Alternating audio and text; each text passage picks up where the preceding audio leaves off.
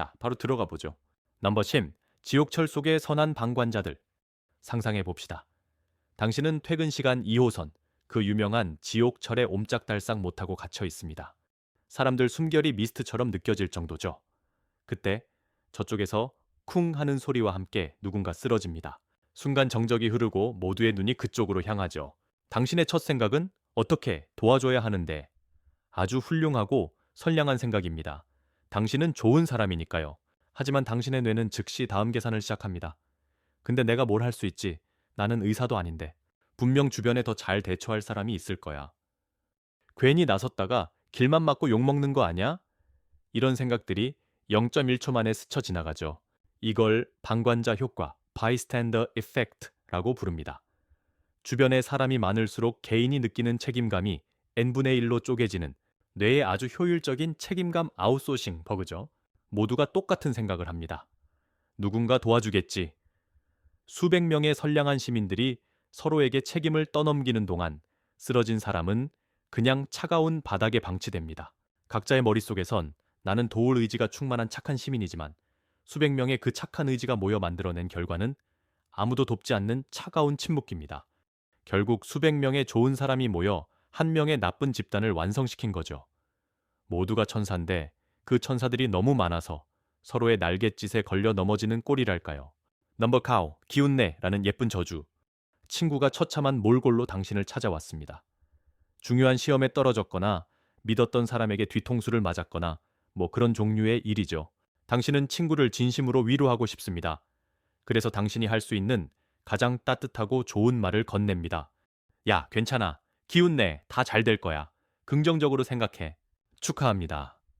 당신은 방금 친구의 상처에 소금을 아주 예쁘게 포장해서 뿌렸습니다. 이걸 독성 긍정성 턱식 포지티비티이라고 부릅니다. 좋은 사람이 되려는 선한 의도가 상대방에겐 내 감정은 틀렸어 라는 메시지로 전달되는 기괴한 현상이죠. 마치 다리가 부러져서 우는 사람에게 아프다고 생각하니까 아픈 거야, 뛸 수 있다고 믿어 라고 외치는 것과 같습니다. 그 순간 친구에게 필요했던 건 섣부른 해결책이나 긍정 강요가 아니었을 겁니다. 그냥 자기 감정을 온전히 쏟아낼 공간, 그리고 그랬구나, 정말 힘들었겠다 라는 공감의 한마디였겠죠. 당신의 선량한 조언은 친구에게 내가 지금 슬퍼하는 건 잘못된 거구나 라는 죄책감까지 안겨줍니다.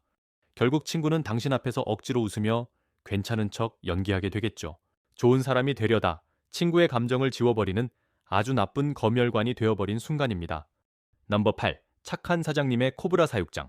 여기 아주 선량한 의도를 가진 사장님이 있습니다. 직원들의 워라밸을 지켜주고 싶어서 앞으로 야근을 없앱시다. 정해진 시간 안에 가장 효율적으로 일을 끝내는 팀에게는 엄청난 보너스를 주겠습니다. 라고 선언하죠. 박수가 터져 나옵니다. 정말 좋은 리더, 좋은 사람이죠. 자, 이제 이 회사가 어떻게 지옥으로 변하는지 구경해 봅시다. 이 정책의 이름은 코브라 효과, 코브라 에펙트입니다. 과거 영국이 인도에서 독사인 코브라를 퇴치하기 위해 코브라를 잡아오면 보상금을 주겠다고 한 데서 유래했죠. 결과가 어땠을까요? 사람들이 돈을 벌기 위해 코브라를 사육하기 시작했습니다. 문제를 해결하려다 오히려 문제를 더 키워버린 겁니다. 회사로 돌아와 보죠. 보너스에 눈이 먼 직원들은 이제 일의 퀄리티가 아니라 속도에만 집착하게 됩니다. 중요한 검토 과정은 생략하고 복잡한 문제는 일단 덮어두고 나중에 터질 시한폭탄들을 여기저기 심어놓고는 업무 완료를 외치죠. 심지어 다른 팀의 업무를 방해해서 자기 팀이 더 빨라 보이게 만드는 꼼수까지 등장합니다. 사장님은 야근을 줄이고 싶었지만 결과적으로 직원들은 제대로 된 일을 하는 대신 빨리 끝난 것처럼 보이는 연기를 하느라 낮 시간을 전부 소모하게 됐습니다. 결국 회사는 부실 공사로 가득 찬 건물이 되어버렸죠. 선한 의도가 만들어낸 아주 효율적으로 망가지는 시스템입니다. 넘버 11. 조별과제 속 하드캐리의 비극. 대학교 조별과제, 생각만 해도 뒷목이 뻐근해지는 단어죠. 당신은 책임감 강하고 성실한 아주 좋은 학생입니다. 조원들을 둘러보니 한숨만 나옵니다. 연락 두절된 유령, 자료 조사랍시고 나무 위키나 긁어오는 복부 틀어, 그리고 저는 PPT는 잘 못해서요 라며 발 빼는 사람까지. 이대로 가다간 모두가 F 학점 파티를 10개 뻔합니다. 그래서 당신은 결심합니다. 내가 총대 메고 다 하자. 그게 모두를 위한 길이야. 밤을 새워가며 혼자 자료를 찾고 보고서를 쓰고 발표 자료까지 완벽하게 만들어냅니다. 당신은 팀을 구원한 영웅이 된 것 같죠. 하지만 당신이 한 행동은 팀원들에게 가만히 있어도 누가 다 해주는구나 라는 아주 나쁜 학습 효과를 심어준 겁니다. 당신은 그들의 성장을 도운 게 아니라 그들의 무능과 나태를 완성시켜준 훌륭한 조력자가 된 셈이죠. 더 최악은 발표 당일입니다. 당신 혼자 모든 내용을 꿰고 있으니 교수님의 기습 질문에 다른 팀원들은 꿀먹은 번거리가 됩니다. 팀워크는 0점. 당신의 선량한 독재는 결국 팀 전체를 버스 기사 한 명과 생각 없는 승객들로 만들어버렸고 그 결과는 모두의 실패로 돌아옵니다. 좋은 점수를 받으려던 당신의 좋은 의도는 결국 당신을 배신하고 팀원들을 무능하게 만든 최악의 나쁜 선택이 되어버린 겁니다. 그들은 당신 덕에 편하게 D학점을 받았고 당신은 혼자 피똥 싸고 C+를 받았을 때의 그 기분 아는 사람들은 알죠. 넘버 6. 제가 알려드릴게요 라는 친절한 폭력. 헬스장에 갓 등록한 헬리니가 어설픈 자세로 데드리프트를 하고 있습니다. 허리가 새우처럼 구부러져 곧 뚝 소리가 날 것만 같죠. 그걸 본 당신, 운동 경력 3년 차에 좋은 사람으로서 그냥 지나칠 수가 없습니다. 저러다 다치면 어떻게 알려줘야지. 당신은 선량한 사마리아인처럼 그에게 다가갑니다. 그리고는 그가 한 세트를 미처 끝내기도 전에 말을 겁니다. 아니, 그렇게 하시면 허리 나가요. 광배에 힘을 주고 흉추를 열고 둥근을 당신의 전문 용어와 지적이 쏟아지는 동안 헬리니의 얼굴은 점점 굳어갑니다. 주변 사람들의 시선이 쏠리는 건 덤이죠. 당신은 부상을 막아주려는 좋은 의도를 가졌지만 상대방에게는 너는 지금 형편없고 모두가 널 비웃고 있어라는 공개적인 망신으로 느껴집니다. 이건 요청하지 않은 조언 unsolicited advice 이라는 이름의 아주 세련된 폭력입니다. 당신의 의도가 아무리 선량해도 상대방이 원하지 않는 도움은 그저 잘난 척이나 오지랖일 뿐입니다. 노래방에서 음정 불안한 친구에게 마이크를 뺏고 자, 발성은 이렇게 하는 거야 라며 시범을 보이는 것과 똑같죠. 당신은 좋은 스승이 되려 했지만 결과적으로는 상대의 의욕과 즐거움을 짓밟아버린 나쁜 방해꾼이 되었습니다. 당신의 그 친절한 조언 때문에 어쩌면 미래에 김종국이 될 뻔했던 그 헬리니는 오늘부로 헬스장에 발을 끊을지도 모릅니다. 넘버 5. 괜찮아 라는 가장 비겁한 거짓말. 연인 사이 혹은 아주 가까운 친구 사이에 뭔지 모를 냉기가 흐릅니다. 상대방이 묻습니다. 무슨 일 있어? 표정이 안 좋아. 당신의 마음속에선 사실 서운함과 불만이 들끓고 있죠. 하지만 당신은 갈등을 피하고 싶고 속 좁은 사람으로 보이고 싶지 않은 좋은 사람입니다. 그래서 입가에 희미한 미소를 띠며 말합니다. 아니 괜찮아. 아무 일 없어. 바로 그 순간 당신은 관계에 작은 시한폭탄을 하나 심었습니다. 당장의 다툼을 피하려는 당신의 선한 의도는 문제를 해결하는 대신 땅속 깊이 묻어버리는 최악의 선택입니다.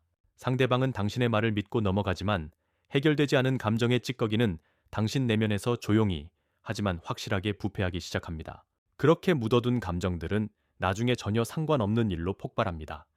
예를 들면 넷플릭스 계정을 누가 로그아웃했냐는 사소한 문제로 3주 전의 서운함까지 전부 끌고 와서 터뜨리는 거죠. 상대방은 어리둥절합니다. 아니 그때 괜찮다며? 당신의 괜찮아는 결국 더 큰 불신과 상처를 낳는 기폭제가 되어버렸습니다. 좋은 사람이 되기 위해 삼켰던 그 한마디가 사실은 관계를 좀먹는 가장 나쁜 독이었다는 사실을 깨닫게 될 때쯤엔 이미 늦었을 겁니다. 넘버 4. 헌신이라는 이름의 자기 파괴. 한국 드라마의 단골로 등장하는 인물상이 있습니다. 바로 가족을 위해 자신의 모든 것을 희생하는 K장녀 혹은 K장남이죠. 동생들 학비를 위해 자신의 꿈을 포기하고 부모님 빚을 갚기 위해 청춘을 바칩니다. 모두가 그들을 착하다, 희생적이다라며 칭송합니다. 그들은 의심할 여지 없이 좋은 사람의 표본입니다. 하지만 이 숭고한 헌신은 종종 모두를 불행하게 만드는 가장 잔인한 길이 되기도 합니다. 이것은 병적인 이타주의 pathological altruism의 한 형태입니다. 자신을 돌보지 않는 극단적인 이타심이 오히려 자신과 타인 모두에게 해를 끼치는 현상이죠. 당신의 희생에 익숙해진 가족들은 점점 더 의존적으로 변합니다. 스스로 문제를 해결할 능력을 잃고 당신의 헌신을 당연한 권리처럼 여기게 되죠. 그들은 당신 덕분에 사는 게 아니라 당신 때문에 성장하지 못하는 겁니다. 그리고 희생하는 당신 자신은 어떻습니까? 내면은 서서히 무너져 내립니다. 보상받지 못하는 희생에 대한 분노와 억울함이 쌓여가고 내가 이렇게까지 하는데라는 생각에 사로잡혀 결국 주변 사람들을 원망하게 되죠. 당신의 선량한 희생은 가족들을 미성숙한 아이로, 당신 자신을 분노에 찬 괴물로 만들었습니다. 가족을 지키려던 좋은 의도가 결국 모두를 불행의 늪에 빠뜨리는 아름답고도 끔찍한 함정이 되어버린 것입니다. 넘버 3. 착한 일을 했으니 이제 막 살아도 괜찮아. 편의점에서 기분 좋게 1,000원을 기부함에 넣었습니다. 혹은 길 잃은 할머니를 친절하게 안내해드렸죠. 스스로가 대견하고 뿌듯합니다. 역시 난 좋은 사람이야. 바로 그 순간 당신의 뇌에서는 아주 위험한 스위치가 켜집니다. 방금 착한 일을 했으니 이 정도의 작은 악행은 괜찮지 않을까? 이것을 도덕적 허가, moral licensing라고 부릅니다.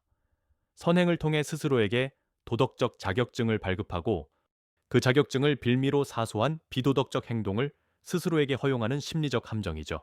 마치 헬스장에서 땀 흘려 운동한 뒤 이만큼 운동했으니 치킨 먹어도 돼라고 합리화하는 것과 완벽하게 똑같은 메커니즘입니다. 예를 들어 볼까요? 오전에 분리수거를 완벽하게 해냈다는 뿌듯함에 오후에는 무심코 길거리에 껌을 뱉습니다. 회사에서 후배의 업무를 도와줬다는 만족감에 퇴근길 운전은 조금 난폭하게 해도 괜찮다고 생각합니다. 하나의 선행이 미래의 또 다른 선행으로 이어지는 게 아니라 오히려 다가올 악행의 면죄부로 사용되는 겁니다. 당신의 그 자랑스러운 선행은 사실 더 큰 이기심과 방종을 위한 빌드업에 불과했을지도 모릅니다. 결국 당신은 좋은 사람이 된 게 아니라 그저 나쁜 짓을 해도 죄책감을 덜 느끼는 요령을 터득한 것뿐입니다. 넘버 2. 당신의 정의는 정답이 아닐 수 있다. 인터넷 커뮤니티에서 특정 인물이나 사건에 대한 비판 여론이 들끓고 있습니다. 당신이 보기에도 그 대상은 명백히 잘못했습니다. 그래서 당신은 정의감에 불타올라 그 비판의 행렬에 동참합니다. 날선 댓글을 달고 좋아요를 누르며 여론의 힘을 싣죠. 당신은 지금 부조리한 세상에 맞서 싸우는 좋은 시민의 역할을 하고 있다고 믿습니다. 하지만 당신은 혹시 확증 편향, confirmation bias의 꼭두각시는 아닙니까? 확증 편향이란 자신의 신념이나 가치관과 일치하는 정보만 선택적으로 받아들이고 그 외의 정보는 무시하거나 왜곡하는 뇌의 자동 필터링 기능입니다. 당신은 정의를 위해 정보를 찾는 게 아니라 당신의 분노를 정당화해줄 정보만 쏙쏙 골라보고 있을 가능성이 큽니다. 반대 의견, 사건의 다른 측면, 혹은 숨겨진 맥락 같은 것들은 애써 외면합니다. 왜? 그런 것들을 마주하면 당신의 명쾌했던 정의가 흔들리고 나는 좋은 편, 저놈은 나쁜 놈이라는 선명한 구도가 복잡해지니까요. 결국 당신의 선량한 정의감은 수많은 정보 속에서 보고 싶은 것만 보고 믿고 싶은 것만 믿는 아주 편협한 정신승리로 변질됩니다. 좋은 사람이 되려다 복잡한 세상을 흑백으로만 재단하고 다른 의견에 귀를 막아버리는 가장 나쁜 확신범이 되어버린 순간입니다. 넘버 1. 니오를 위해서야라는 가장 완벽한 지배. 모든 좋은 사람들이 저지르는 최악의 실수를 꼽으라면 단연 이 말일 겁니다. 다 너를 위해서 하는 말이야. 부모가 자식에게, 선배가 후배에게, 친구가 친구에게 건네는 이 말은 사랑과 걱정이라는 가장 아름다운 포장지로 감싼 통제와 지배의 언어입니다. 이 말을 내뱉는 순간 당신은 상대방의 생각, 감정, 선택을 무시하고 당신의 기준을 정답으로 설정해 버립니다.